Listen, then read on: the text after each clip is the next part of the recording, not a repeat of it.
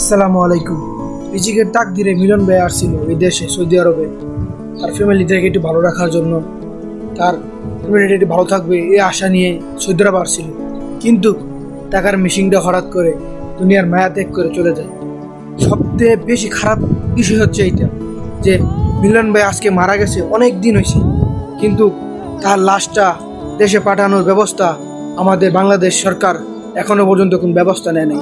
এই যে পাশের যে দুইটা লোককে দেখতেছেন, এই দুইটা লোক মানুষের কাছে গিয়ে ভিক্ষা করতেছে, ভিক্ষা চাইতেছে শুধু মানুষটাকে দেশে পাঠানোর জন্য। মানুষটাকে দেশে পাঠানোর জন্য ওনার পরিবারের কাছে অর্থ নাই। ওনার পরিবার যে টাকা দিয়ে ওনাকে দেশে নিবে সেই টাকাটা পর্যন্ত ওনার পরিবারের কাছে নাই। আমরা প্রবাসীরা কি এতই নিচে নেমে গেছি? আমরা প্রবাসী দেশের জন্য কিছু করি না? যাদের টাকা দিয়ে দেশ চলে, যাদের টাকা দিয়ে দেশের অর্থনৈতিক চলে, আমরা সেই বাংলাদেশের লোকই আমাদের সম্মান করে না। আমাদের একটা প্রবাসী মারা গেলে আমাদের প্রবাসীদের লাশটা দেশে নেওয়ার কোনো ব্যবস্থা করে না। বাংলাদেশ সরকারকে আহ্বান করছি, আমি তারেক রহমানকে আহ্বান করছি, আপনি আমাদের প্রবাসীদেরকে নিয়ে আরো কঠোর হন। আপনি আমাদের প্রবাসীর ব্যবস্থা নিয়ে আরো কঠোর হন। যদি না হতে পারেন তাহলে গদি ছেড়ে দেন।